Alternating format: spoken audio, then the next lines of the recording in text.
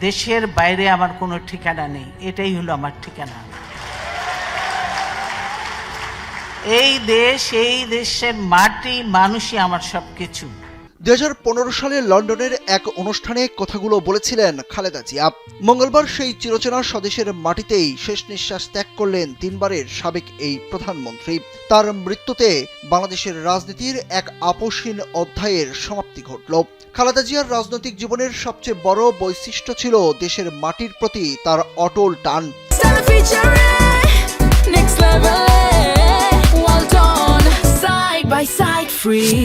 2007 সালের সেনা সমর্থিত তত্ত্বাবধায়ক সরকারের আমলে যখন -2 ফর্মুলা কার্যকর করার চেষ্টা চলছিল, তখন তাকে দেশ ছাড়ার জন্য প্রচণ্ড চাপ দেওয়া হয়।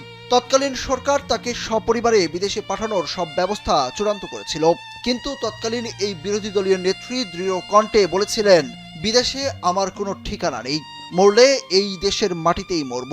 জেল খেটেছেন, তবুও দেশ ছাড়েননি। আজ তার প্রয়াণের দিনে সেই অনড় অবস্থানই বারবার ফিরে আসছে নেতাকর্মীদের মুখে।